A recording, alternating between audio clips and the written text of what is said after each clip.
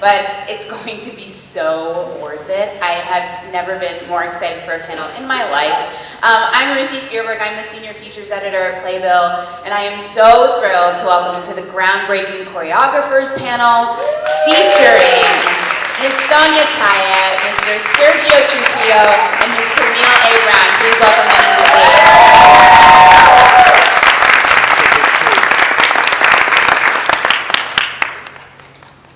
Okay, so I just want to give everyone a little lay of the land in terms of who we have on this stage. Sonya is a two-time Emmy-nominated choreographer from her days of So You Think You Can Dance, and won a Lucille Lortel Award for her very first New York theatrical production when she did Kung Fu here in New York.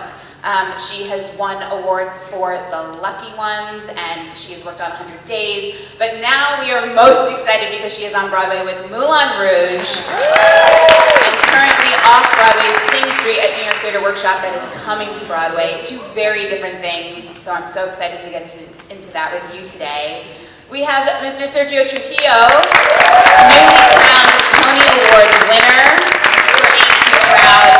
He started off as a performer in shows like the '92 revival of Guys and Dolls, Fosse. He has choreographed to Guys and Dolls, as well as Memphis, All Shook Up, Jersey Boys, On Your Feet. I mean, and now he is working a little bit on the new West Side Story, but we'll be focusing on, everything from his astounding career. Thank you, Sergio, for coming. And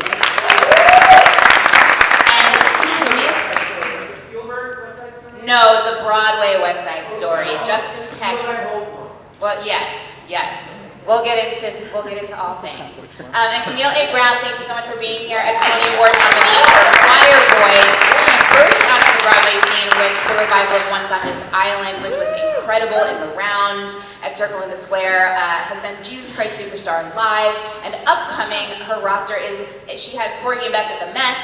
Upcoming, she has Soul Train musical in the works. She is going to direct and choreograph Ain't Misbehavin' in Connecticut, for those of you who are from that lovely state. And we are so excited to have you here today. Thank you so much.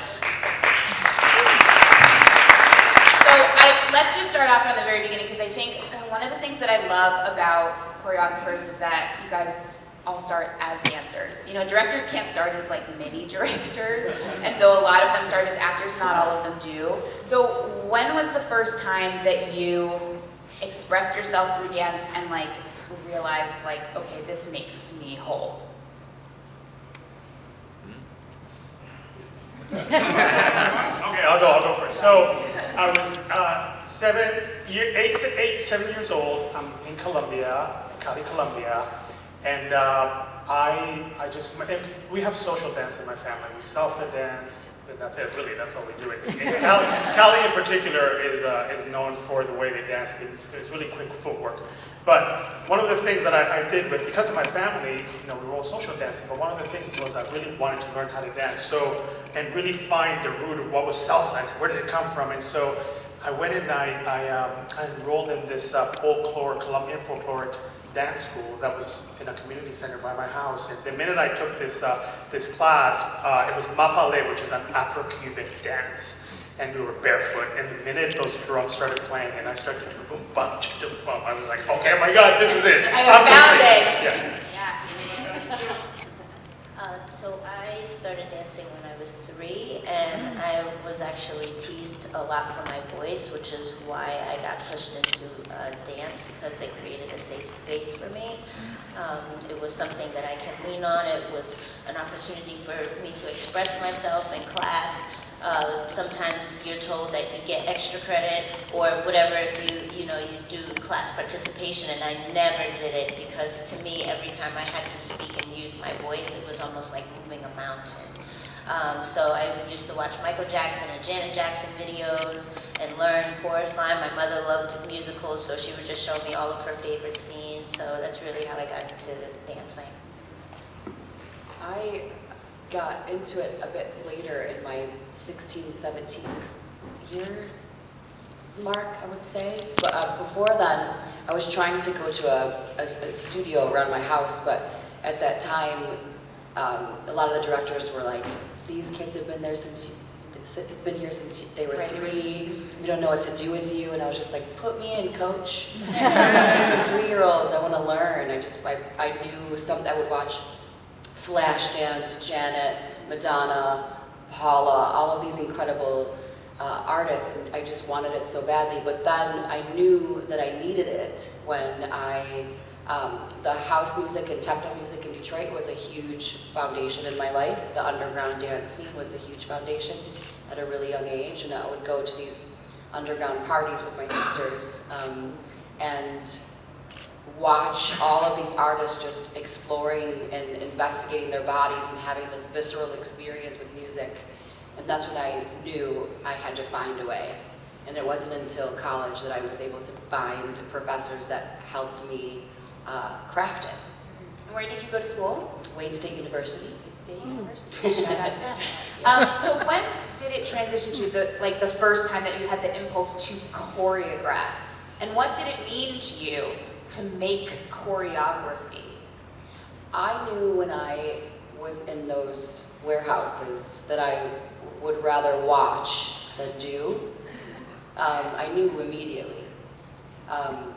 So when I went to college and they were teaching me the foundation and brought the skeleton model out and the anatomy coloring book, and they're like, this is how the body moves. Mm-hmm. That's how because it wasn't natural. Motion was natural, but technical, the root of all of it, Mm-hmm. The carriage start was very not natural. So I needed to learn all of that. But no matter what I did, and no matter how I moved, I was so outside of myself. I didn't get lost because I was picturing it all. So I knew that I wanted to be a choreographer right when I started moving my body. All the way from the beginning. What about you, Sergio? Especially because you made your Broadway debut as a performer. Yeah, so I think within all of us, I know that it's been part of my destiny. It was just about when you get to that point. I also started dancing, although I was social dancing when I was a kid. I didn't start dancing until I was 19. So, but throughout my high school years, I was very much, I was involved in the variety show and this and that. But I remember specifically in my last year of high school, I was cast in Oklahoma. In our high school, and one of my best friends was a ballerina, and I remember my chemistry teacher said, "Would you like to choreograph the Dream Ballet?" Shout out to our science teachers. Right? And I said, "Of course I would love to choreograph the Dream Ballet. It's in me. I know how to do that." So I was way ahead in terms of diverse casting because I was Dream Curly. And Curly was like as white as can be, and Judd was like this Italian kid, and our Judd was definitely so it was, but that was This is my in Canada? Yeah, this is in Toronto, Canada. Yeah, I grew up in Canada, close to you too. But I think within it. But so, and then I started to dance, of course, and I danced. And my first show was Jerome Robbins Broadway, and I had a career like from Robbins to Fosse, those 10 years. But that whole time, I just felt like it just didn't feel right. It felt like I was following somebody else's steps. I felt confined. I felt like my spirit was just caged, and I needed a way to express myself, and that was. And I knew as well while I was dancing that I would ultimately was going to choreograph, and it was just a matter of making the decision that this is when I'm going to take charge of my choreographic career. I'm going to hang up my dance shoes. I didn't want to tread in between the two of them. And my last year of Fosse, I knew that that was going to be my last show, and but I felt that I just felt so strong about. Yeah, you were driven. Yeah. What about for you, Camille? I didn't know what I was doing at the time, but I started choreographing to the Gummy Bears when I was little. The opening credits, I would go out, do my thing, and then I would sit and watch a cartoon. So that was my first entrance into choreography. I didn't really know what that was until I started having difficulties in terms of my body. Not all of my teachers did this, but many of my teachers told me that I didn't have the ideal body for dance. So there were a lot of times where I wasn't even listed to audition for things because they already told me you're not going to fit the costume. You know, I was already rejected. So, we've all seen that scene in Center Stage. It's very real. oh yeah, it's real. So my first year of college, I thought, okay, this is going to be something new. I went to North Carolina School of the Arts, and I still started getting that ideal body kind of starting to come in again. And so my first semester, I called my mom and said, I really want to transfer because I don't think this is the right place for me. And she said, okay, well, let's talk about that. Let's get through the semester, and then we can talk about other things. But she said, in the meantime, find something that you love that can get you through the semester. And it was my composition and improv classes that really provided me the space. And I found that, wow, I didn't have to wait for anyone else to speak. I could create my own voice because I was always conditioned to wait to be chosen. So this was an opportunity for me to go against that and to create my own space. So that was really the first time that I was introduced to the power of choreography. When I decided I really wanted to do it, I was also dancing for another company as well. But I had the idea to take an alias, almost like female writers used to do, because I was only 21 at the time, but I knew enough that the playing field was not leveled. And then I thought, okay, well, they're writers, you're a dancer, they're going to see you in there, they're going to know who you are, what you look like. So I told myself, okay, you have to know going into this that you're going to have to work 20 times harder. Yes. And so now it's just about being aware. And you actually bring up something really interesting about, because what you do is work with bodies. And it's like architecture, and the bodies are your building blocks. And so while you're conceiving the body you have, at least to start with, you know, once you ascend, you might have other bodies in pre-production, and we'll get to that, but is yours. How are you navigating what works on your body and knowing that it will work on other bodies, and knowing that it will look authentic on other bodies, and the types of other bodies you're looking for when you're making choreography? Go for it, Camille. Well, I don't know if you always know if it's going to work on other bodies. I think that's also the joy of working with actual people, because it involves a real collaboration. It's not just about a choreographer coming in and showing steps. It's about how is this person's choice making really inspiring me to go to that next place and to actually see the characters and see the work. So it's really important for me for people to bring in their individuality, and in that way we can begin to collaborate in terms of what feels good and what looks good on them, because it's not, I mean, I could choreograph on myself all day, but if I go in and it doesn't work for that person, then I have to decide, well, are you going to fight and push and try to make that work? Or are you going to really listen to that person's body and what it wants to say, and then shift and meet them halfway?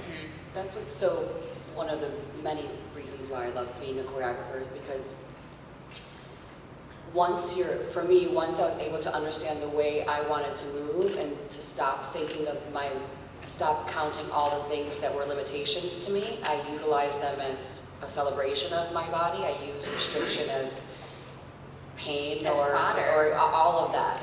It's inspiring. So I come in with ideas, but if there's a room filled with humans that are just waiting for information, I can't breathe. I feel like there needs to be a collaborative experience. I can give you the outline, my feelings, my thought process behind it, and come in with a molding of ideas, but all of our bodies are different.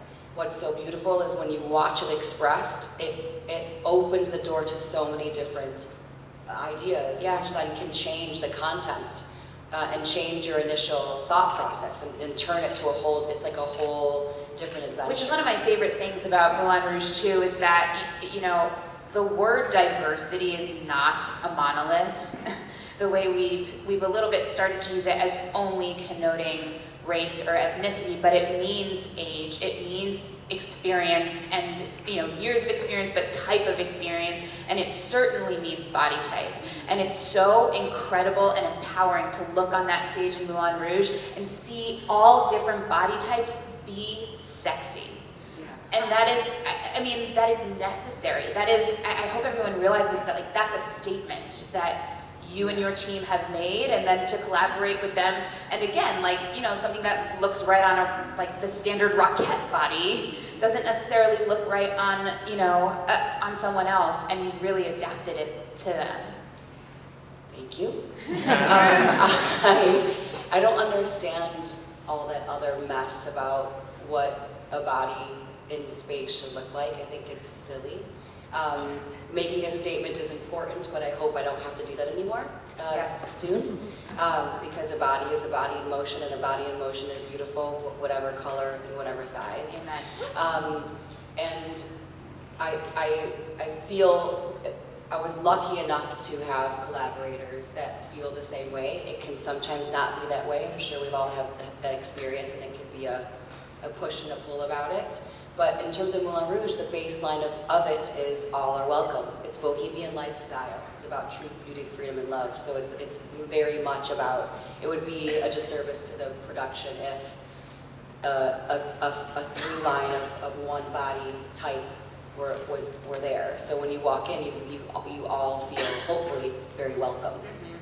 Sergio, what about you in terms of using your dancers in space? And you've worked with so many different ensembles and choreographing either to their strengths or to, and molding that with what the story needs as well.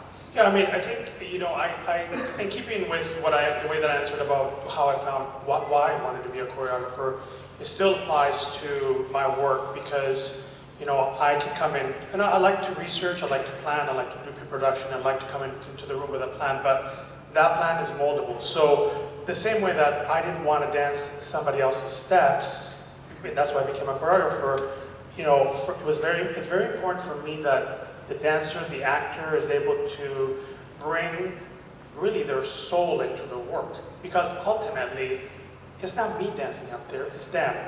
The best examples, I have two extreme examples. One of them is John Lloyd Young, who played Frankie Valli in Jersey Boys, and Ephraim Sykes. It's David Ruffin.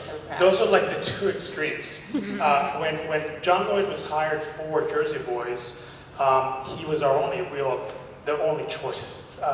And so, but during the audition process, they told me, please look at this guy. I walked into the room, and he couldn't even walk and snap at the same time.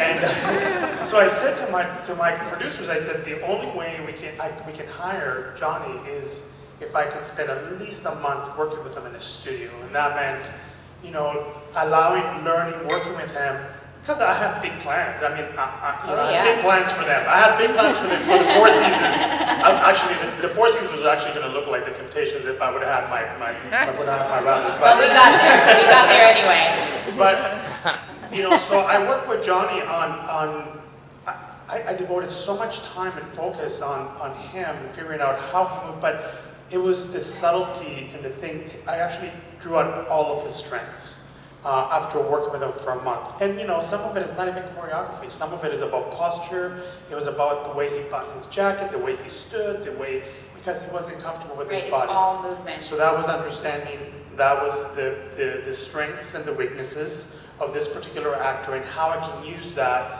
and take that moment and make it work, right? And then win a Tony Award.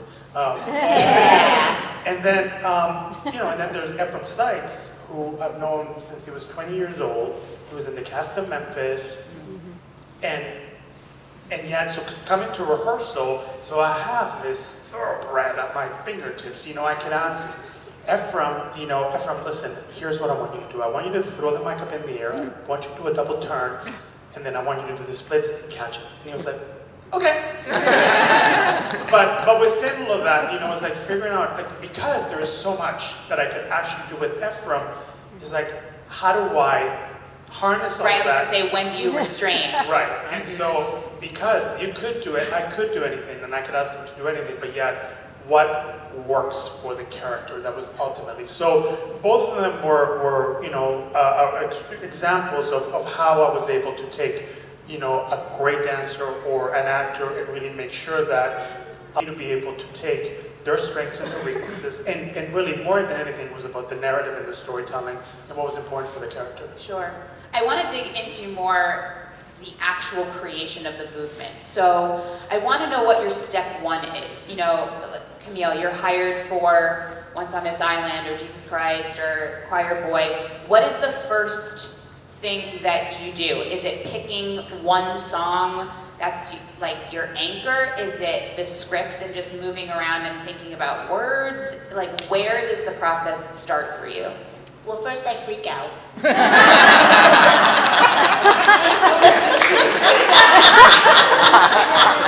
Panic first. Yeah, right.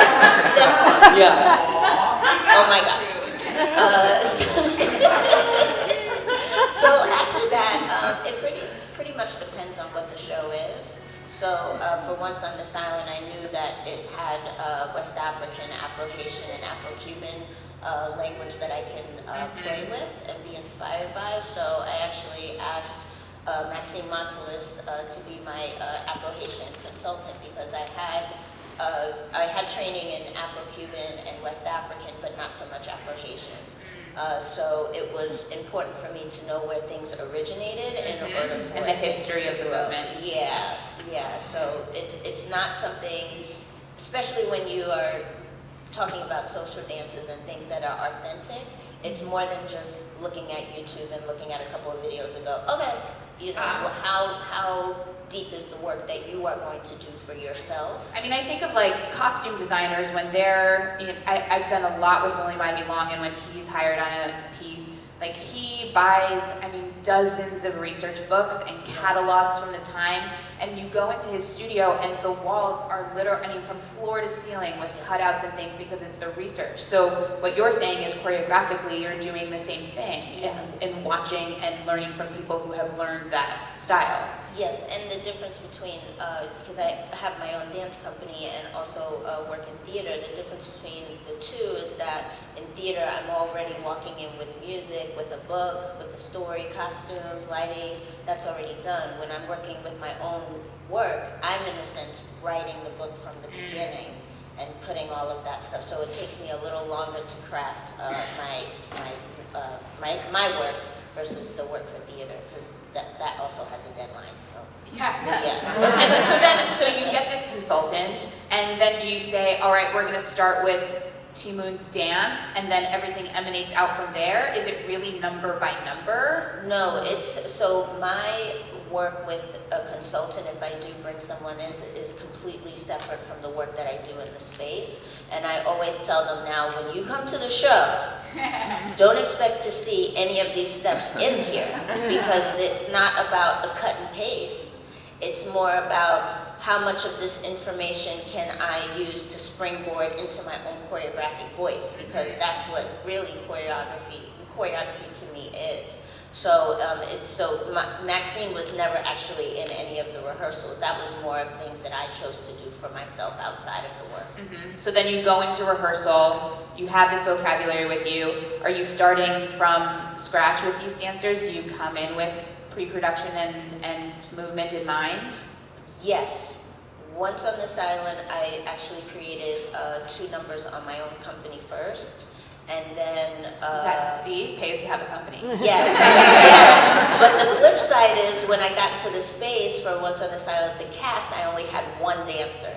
Oh, wow. So now it's okay. This is the macro of what you can do, and now in the space you have to, like we said in the beginning, now you have to work with the bodies and the people and the ideas that are in front of you.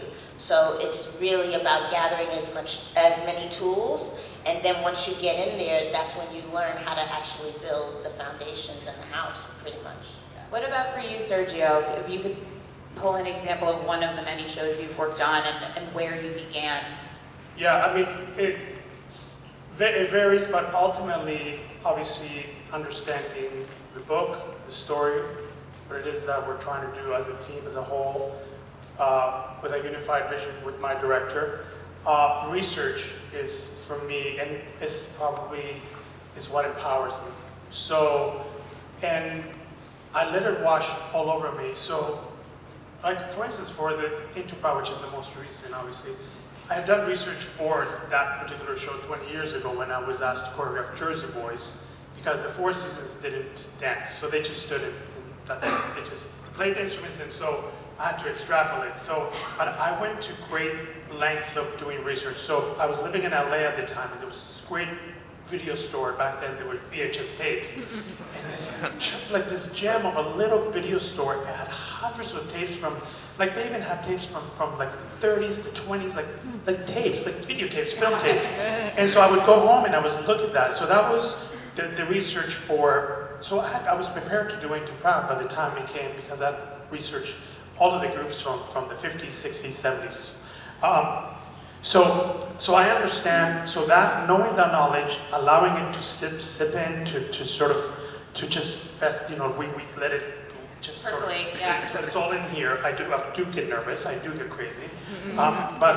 So I let the research just empower me, and then I just, you know what, the one example that I want to use is Memphis.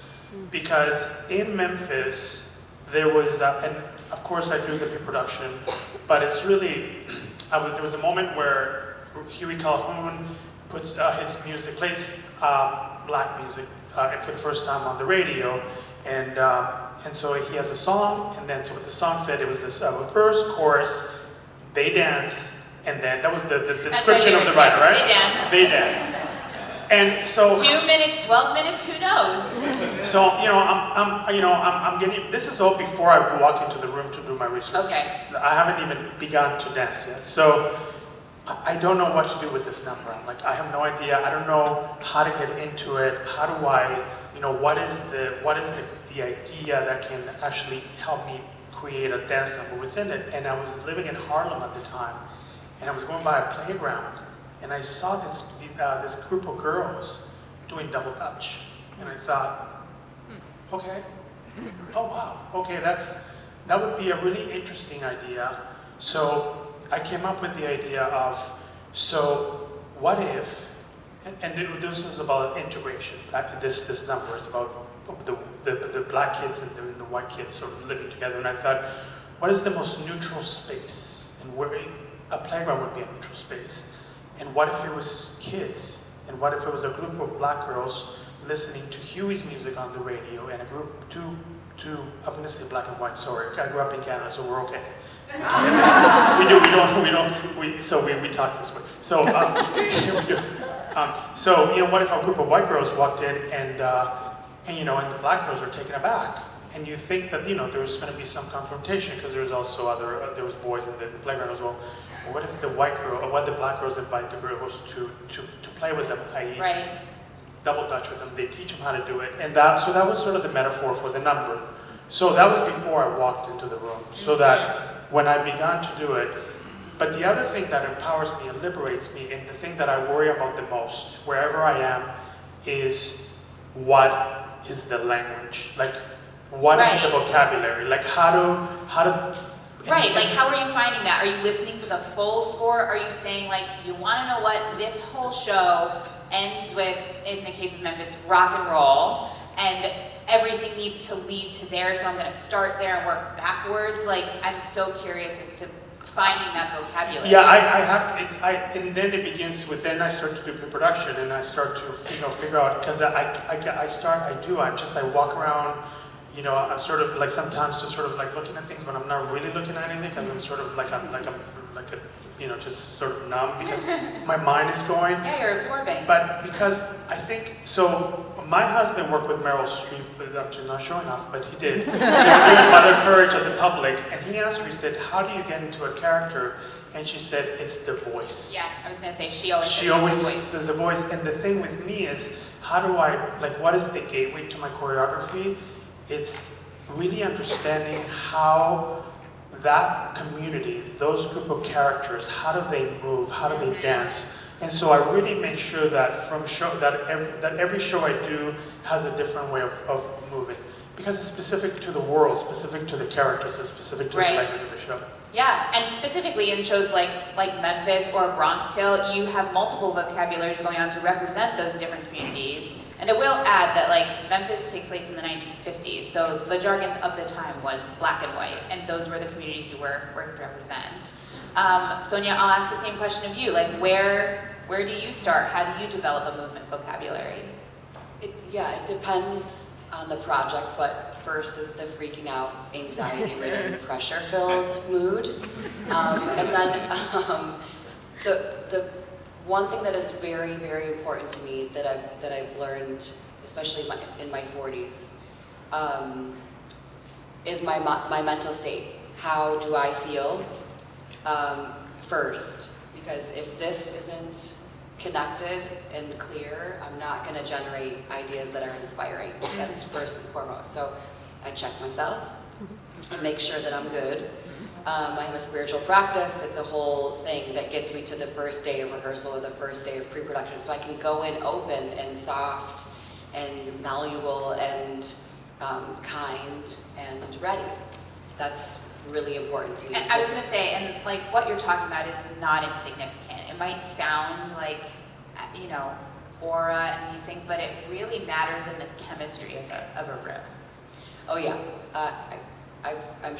I'm sure we've all been in rooms where you just feel like you're hitting a wall, and that can be torturous for the choreographer and the company. I'm not going to say I always have the ideas, but I'm open enough to articulate when I don't. It's a very honest room. I just have to be a human, or I can't be a machine. And I think sometimes people think, excuse me, my nose is falling out, choreographers are invincible, or they always have the information. That's just not who I am. So I just have to make sure that I'm able, ready, willing, and able. That's what I always say to myself before I walk in the room. And then it depends. Sometimes for me, it may sound strange, but music can sometimes trap me, where I feel beholden to the music.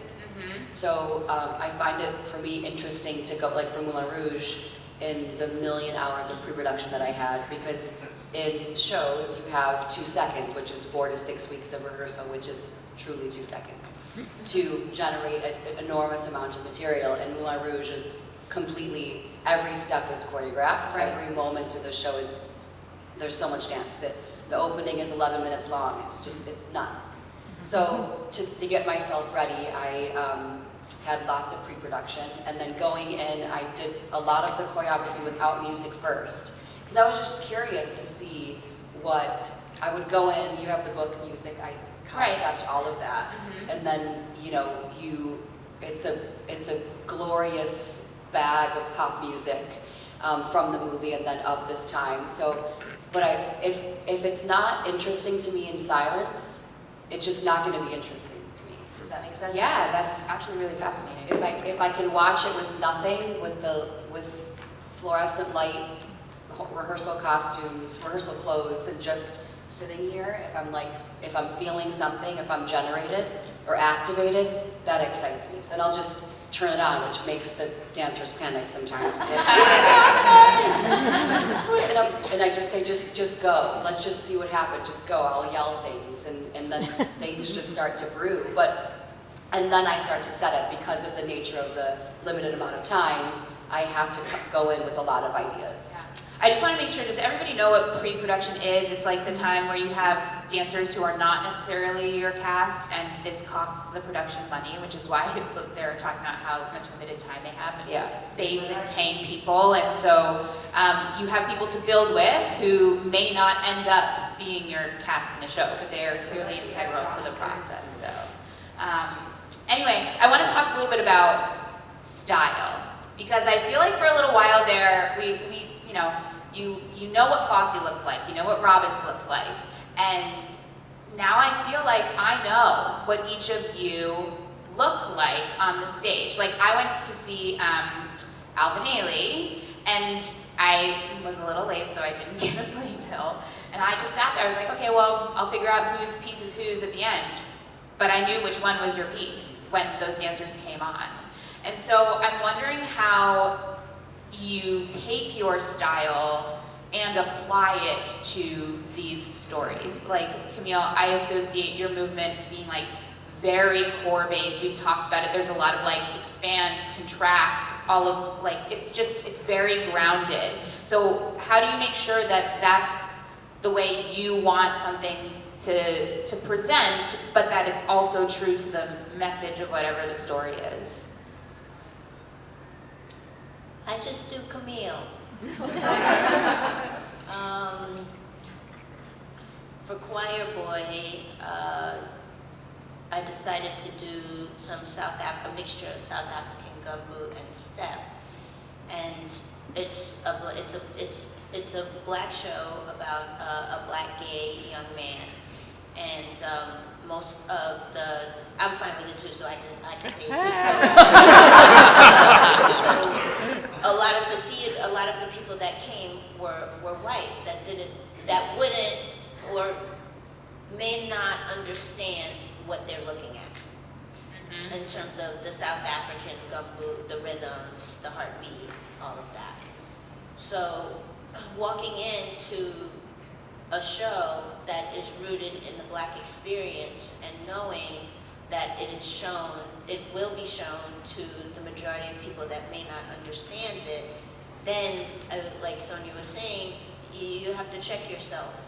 Are you going to create something that is easily digested, that makes people comfortable, that plays to the aspect of out and performance? Or are you going to be authentic and tell the story the way you know it should be told?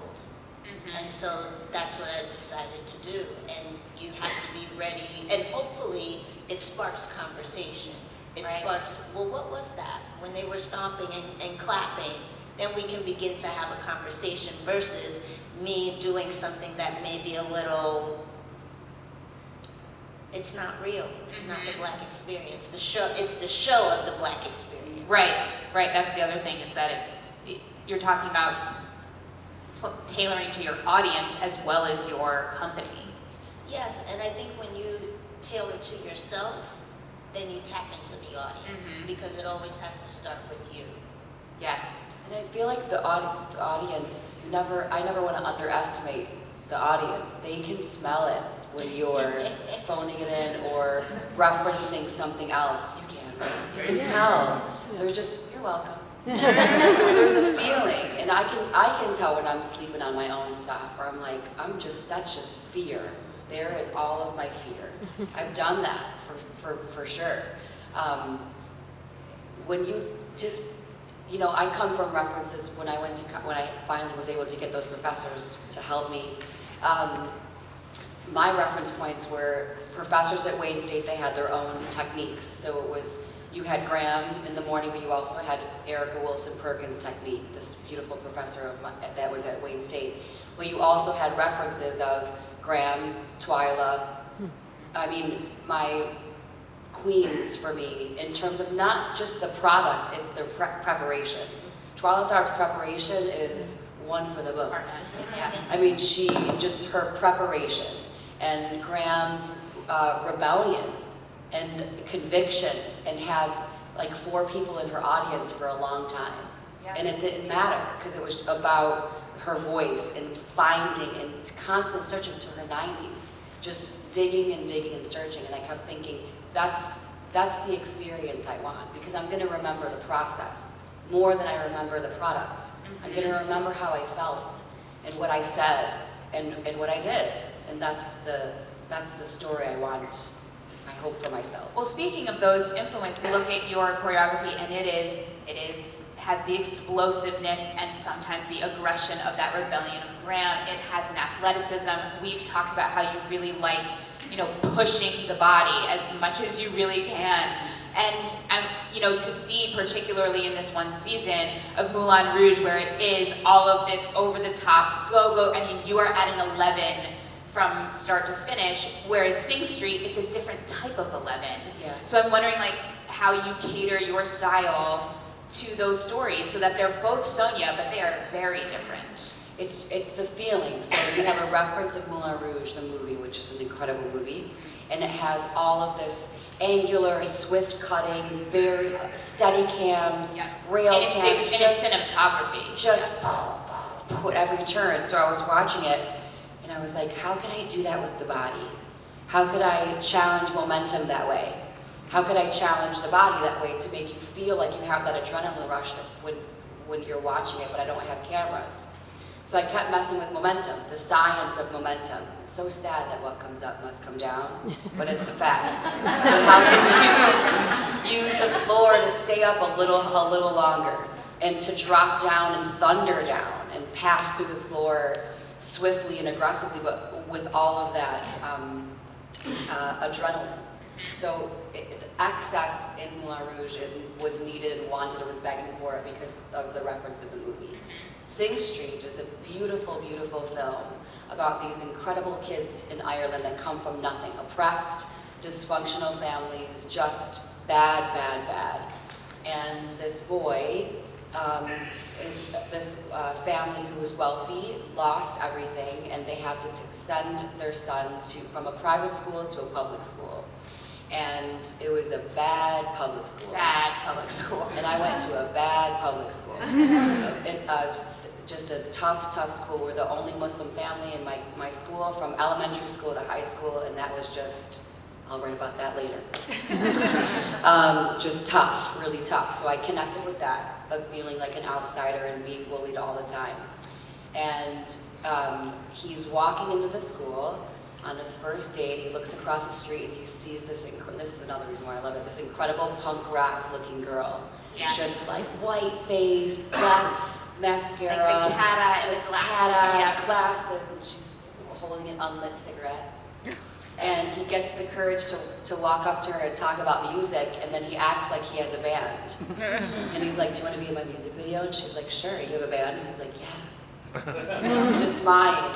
And It doesn't have a band. It doesn't have a band. But And now it has to have a band. And runs over to one of the kids he met in school. He's like, you need to help me find a band. And so they create this band, and he falls in love with this girl, and they jump on a boat into the sea to go to London at the end. And it is the most beautifully heartfelt idea of a group of people that are oppressed but still have hope and faith and an imagination. How does that happen?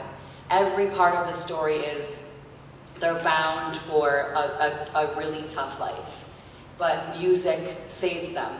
Imagination saves them, fantasy saves them, hope saves them. So that is why I am obsessed and love Sing Street.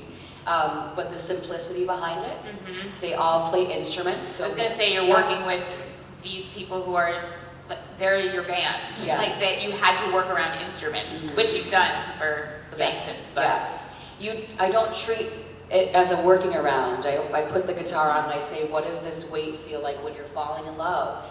What when you're holding the guitar and you're looking at her, what does that extra weight feel like?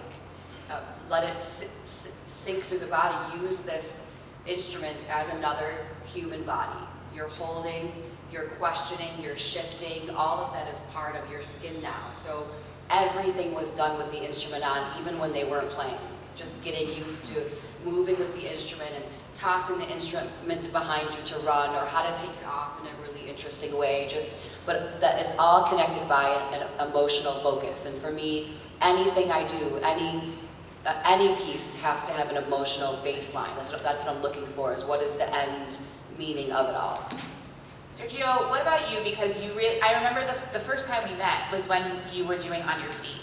And you were like, this is the show I was born to make. I finally, and not that any of your other shows were not of you, but that this one felt like really in the pocket. And yet since then you've still done A Bronx Tale and Ain't You Proud and gone to other vocabulary. So how do you make how are all of those shows Sergio? You know, I think I'm still in search of Sergio.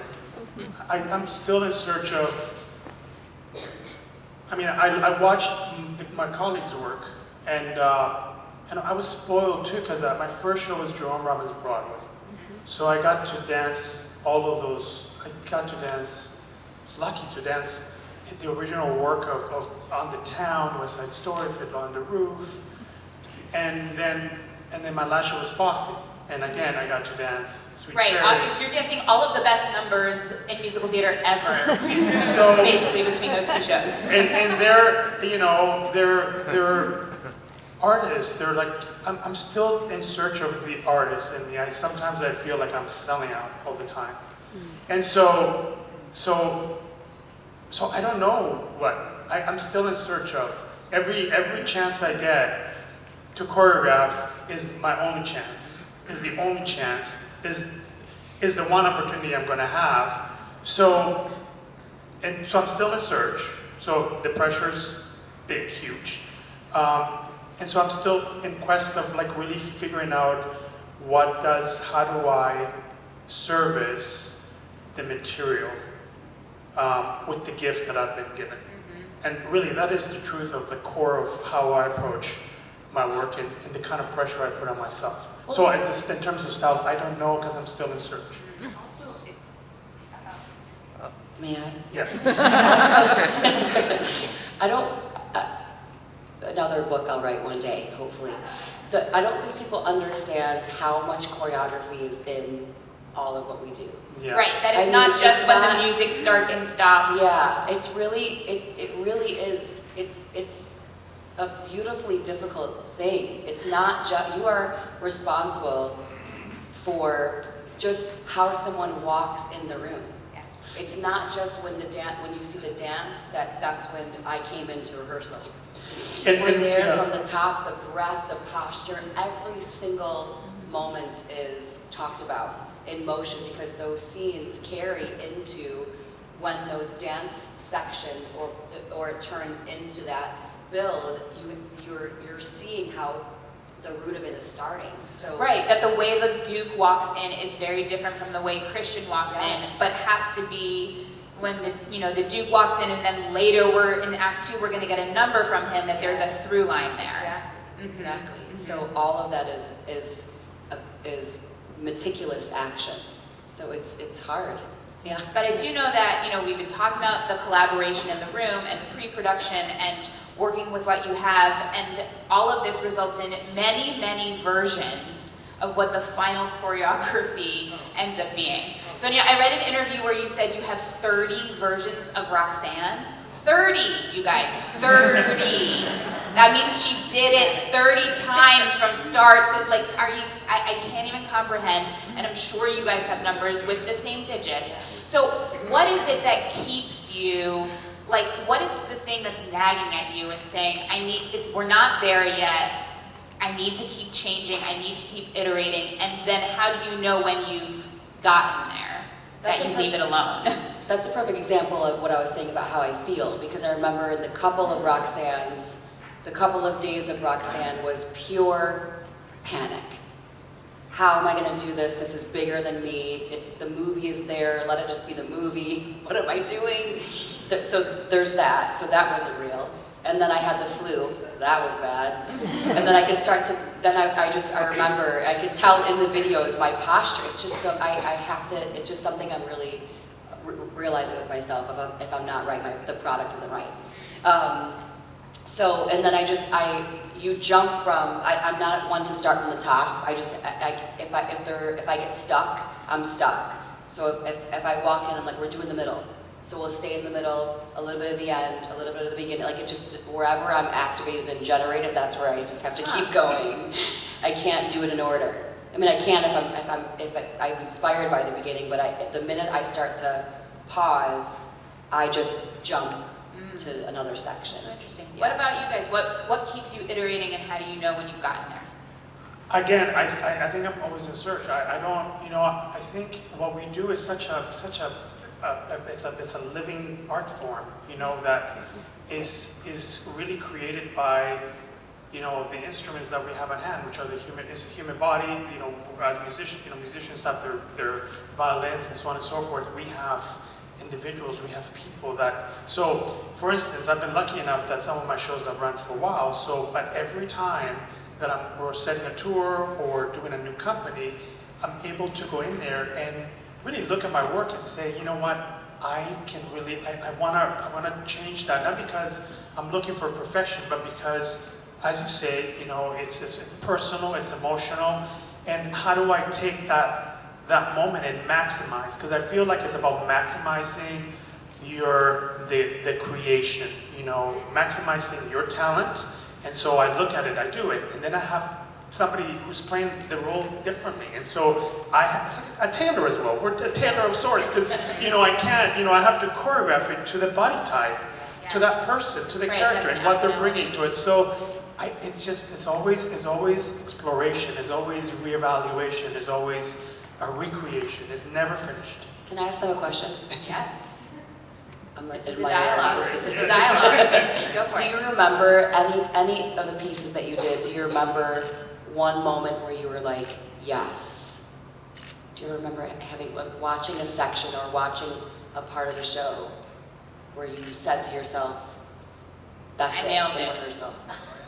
I mean, seriously, No, that's what she's asking. no. Look, I have moments when I write where I'm like, Wait, that could be, that's it. You know, I've had that, not because of what I've done, but because of the way that the dancers, like, if I can see the joy, and I can see their souls in it, then that's when I go, that's it. It's not about like it's them. It's them. It's the them that allow me to really connect to what I've done. It's really them. Sonya, do you have a moment where you've said yes? That's it. Yes, I remember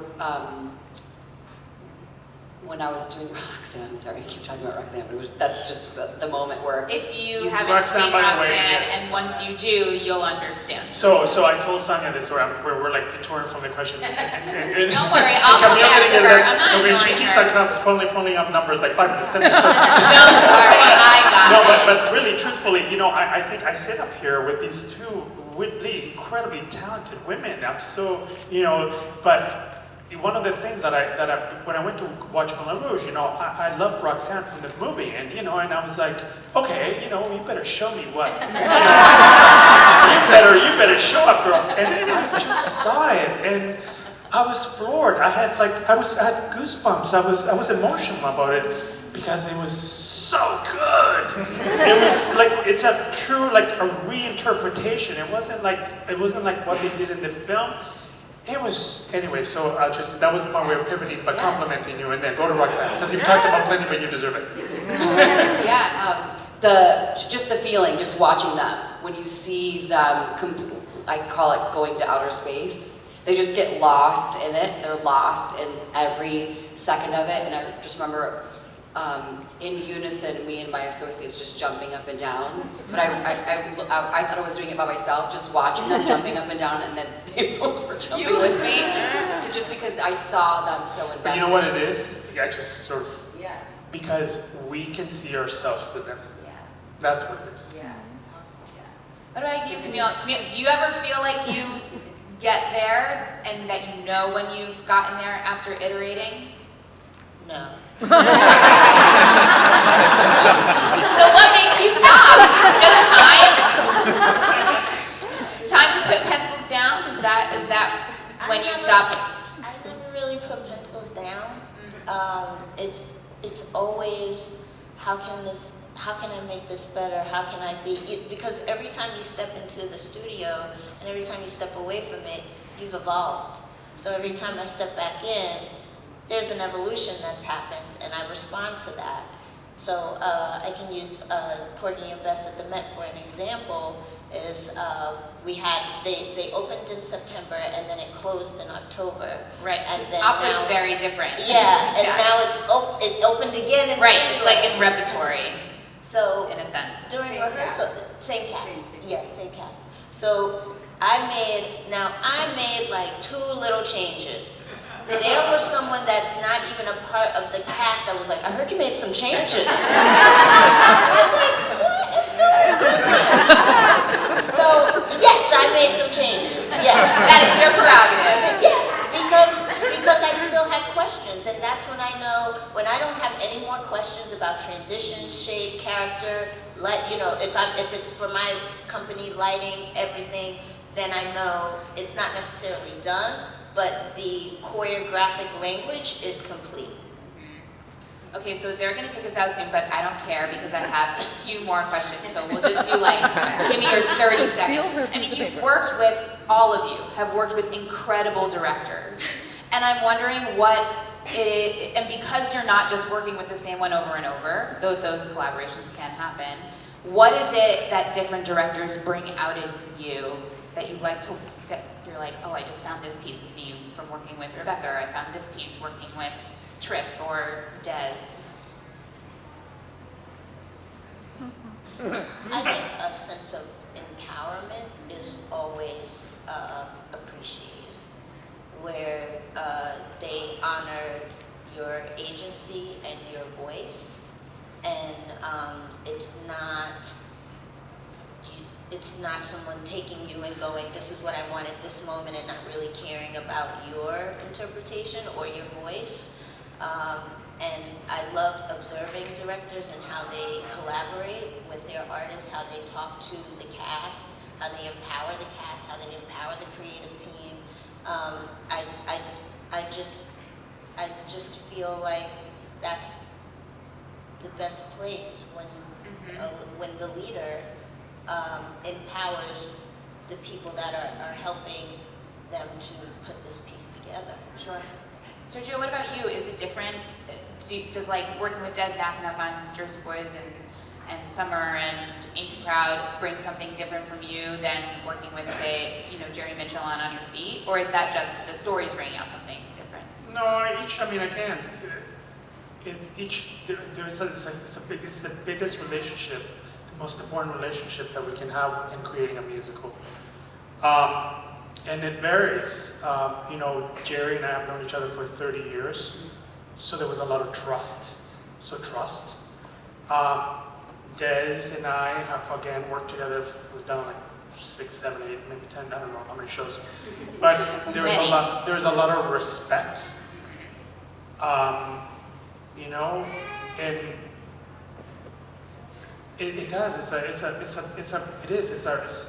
It is a relationship, and it's always changing. And each director brings. That's the question you're asking. Chris Ashley demands more just clarity. Each one of them. I think it just depends on who it is. What about you, Sonya? I mean, from Lee Silverman to Alex Timbers, and now with Rebecca Teichman, are they bringing something out different? Each something different in you? I've been incredibly lucky to work with directors who empower and support respect and trust and open dialogue. I feel so trapped when I'm told, here, go over here and do this. Oh, I'm gonna look at it, check your work, and get back to you. I can't, it's impossible for me to not just have breath, because then it brings an insecurity. Anyone that I'm watching have such ambitious ideas and a big imagination and wanting to collaborate and get the creative team together. We're constantly talking, and the talks could get intense and passionate, but without them, the magic doesn't evolve in the way that it wants to. So respect, open dialogue, support, and trust. I can't let you go without asking about, you all work with big ensembles, and I think it's something that we see less and less, and dance sort of can. So give me a wax poetic for a moment on why we need the big ensemble, why the story is served, or can be, because it's not always necessary, but how it can be served by the big ensemble. And not all of you have to answer, but if one of you has a thought. I guess I could just talk about the Met. So Porgy and Bess, at one point, Black people were not allowed to be literally on the Metropolitan stage. And so then the question became, well, I don't know where the Black opera singers are. There are none. So to have 60 Black opera singers on the stage, that's why we need a large ensemble. That in and of itself is a story. That's the story and that's the statement. I think, I think that what's happened is sort of dance is sort of been shoved to the side for a while, but I think that there is a big, huge movement Resurgence, absolutely. of young choreographers coming up. I'm 40. That's okay, I'm putting myself in that club, so I'm 50. So go with it, girls, come on. Thank you, young. Yes, No, yeah. but young. I'm talking spirit. I'm talking a voice. I'm talking fresh. ideas. Fresh. That and dance is plays a big, huge character in what we call musical theater. So and we cannot tell our stories without having the instruments at hand. Because I've spent a lot of times in shows sort of compromising movement because I love my actors and I love them and my singers and I love them, but there are times where I can only push so far. It is essential, it is important for us to be able to have at our fingertips, the instruments with which can play our symphonies, you know what I mean? Musicals, the basic ideas of musicals is when you don't have the words anymore, you sing. And when you don't have the words anymore, you dance. And that's a musical. That's what musical theater is. And sometimes, and it's infuriating that some of those ensembles are like placeholders, if you will. They're just there for entertainment value. They have so much value and substance to drive a story, to move the story in a physical way, that you are taken aback and you haven't even heard anything. I know, I All love you're doing is asking feeling. ensemblists about their backstories that they've created because they live with these characters 8 times a week. They're not just standing there with blank brains. Okay, indulge me for 30 more seconds because I kind of like to do an experiment at the end of all of my choreography panels if you've been to one of them before. Don't be scared. Fear, let go of the fear. Didn't we talk about that in the beginning? To kind of illustrate story and style, I want to just give you like an emotion or a sentence and show me how your body moves. Oh, yeah. Okay? So the story is, this is actually a different musical that's being made, but I have done different things. I have never done this, so we're going to see how it goes. You just found out that your parents have lied to you about, this is actually a real story. You are not a legal immigrant, you are an illegal immigrant. You are not a citizen. This is a different musical, it's called Americana. Okay, take a moment, and then what does your body do? If there were a song about that. One more time. Your parents have lied to you. You are not a legal immigrant. You are an undocumented, illegal immigrant.